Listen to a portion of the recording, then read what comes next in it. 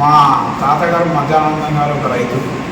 ఆ రైతుల ద్వారా 1964లో 150 ముందు 1964లో రిజిస్ట్రేషన్ అయ్యింది ల్యాండ్ అని. అయితే మా తాతగారి తర్వాత మా నాన్నగారి హయాంలో ఏం జరిగిందంటే కొందరు తప్పుడు కాగితాలు సృష్టించి వాళ్ళు చేసుకున్నట్టు రిజిస్ట్రేషన్ వాళ్ళు రిజిస్ట్రేషన్ కాదు, వాళ్ళు పట్టదారు పాస్బుక్ తీసుకోవడానికి ప్రయత్నం చేసినందుకు మేమేమి చేసినామంటే మేము ఎవరికి అమ్మి ఉండలేదు, ఏం చేసి ఉండలేదు, ఇలా జరుగుతుంది అని మేము కోర్టుకు వేసినాం. అయితే వాళ్ళకి ఒక ట్రైబల్ పేరు మీద చౌదరి గారు అనే ఆ వ్యక్తి ఈ విధంగా ప్లాట్లు చేసినామని చెప్పి మమ్మల్ని బెదిరించి మేము చిన్నపిల్లలు చూసి మా నాన్న తాగుడు ఇంటెన్షన్ ఆసరాగా చేసుకొని తప్పుడు కాగితాలు సృష్టించి ఆ ప్లాట్లు దొబ్బడానికి ప్రయత్నం చేస్తున్నాడు ఆ భూమిని.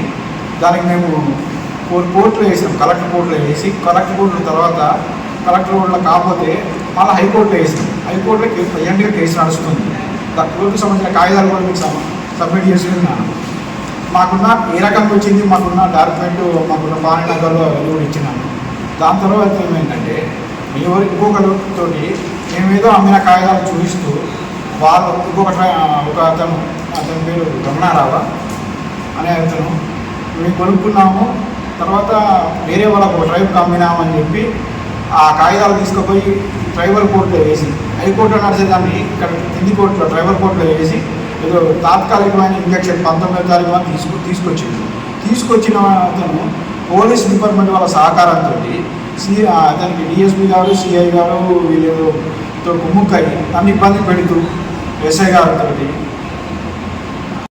రోడ్డు మీద ఏం చేయాలో అర్థం కావట్లేదు. మీరు హైకోర్టు 2016 దానికి సంబంధించిన కాగితం కూడా మీకు సబ్మిట్ చేస్తున్నాం సార్.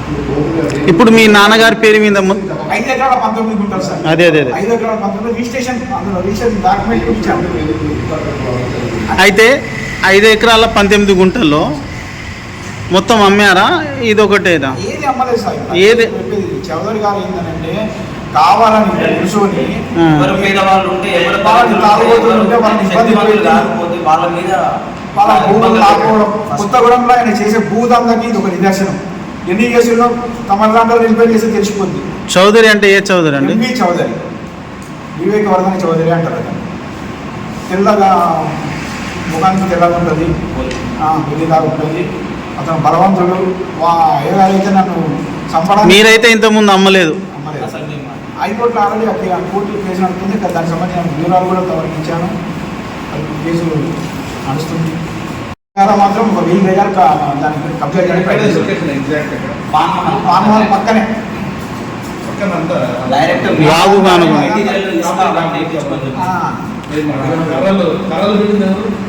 ఆ కర్రలు పెట్టి రోడ్డు పక్కన పెట్టుకున్నారు, రోడ్డు స్థలంలో పెట్టారు.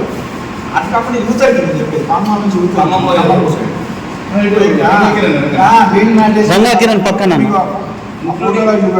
ఒక ఇద్దరు కానిస్టేబుల్ దగ్గర పోలీసు ఎస్ఐ గారేమో నన్ను గవర్నమెంట్ కొడతారు, నన్ను తీసుకుపోయి ఎస్ఐ గారు సిఐ గారేమో కాల్ చేస్తానంటారు, డిఎస్పీ గారేమో కాగితాలు పట్టుకొస్తే సెటిల్మెంట్ చేస్తానంటారు. ఇదే మమ్మల్ని చేసే బాధ. అసలు హైకోర్టులో కోర్టు కేసులో ఉన్న దాన్ని మీరు సెటిల్మెంట్ అంటే వీళ్ళు ఎవరు, వీళ్ళకి ఏం అవుతుంది ఇదే నేను అడిగింది. కాబట్టి మేము రికార్డులో కూడా మీకు నమ్మకం వినొచ్చు.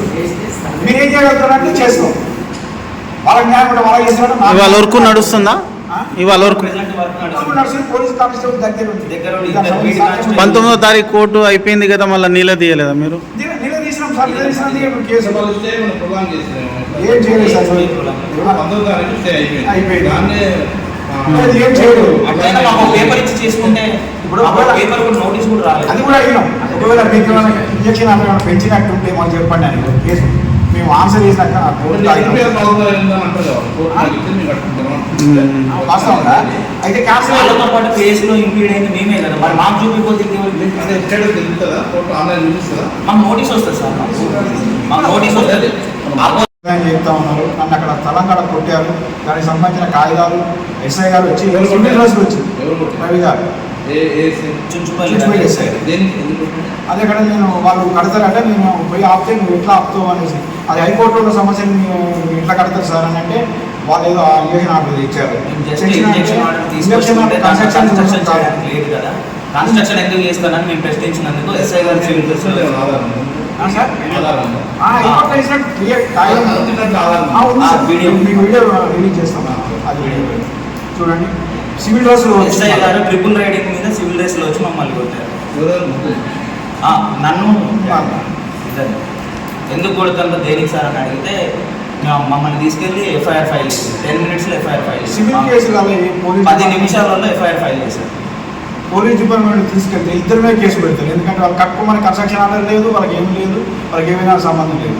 నేను ఇది గ్రామ పంచాయతీ ఈఓ గారి దగ్గరికి పోయి అయ్యా నాకు ఈ కన్స్ట్రక్షన్ ఆపాల్సిన బాధ్యత మీకే ఉందయ్యా, మీరే ఆపాలా అనేసి నేను ఈఓ గారిని అడిగితే అతను నాకేం సంబంధం లేదన్నట్టు అతను నిమ్మకు నీరెత్తినట్టుండి దగ్గరట్టు వాళ్ళే సపోర్ట్ తోటి ఇప్పుడున్న ప్రజెంట్ వీళ్ళు ఉన్న నాయకులు వాళ్ళందరూ అధికార పార్టీ నాయకులు కానీ ఉన్న ఎమ్మెల్యే గారికి సంబంధించిన వాళ్ళు వీళ్ళందరూ కలిసి కావాలని కుమ్ముకొని మమ్మల్ని ఇబ్బంది పెట్టి నేను ఒక దళితుడిని ఇంతకన్నా నేను మీ తమరి ముందు చెప్పుకునే న్యాయం జరుగుతున్న ఉద్దేశంతో మీ ముందుకు వచ్చిన చేతులైతే ప్రాధాన్యపడుతున్నా మాకు మీరు చూడండి, మీ న్యాయం అనిపిస్తే నాకు తప్పకుండా సహాయం చేయండి.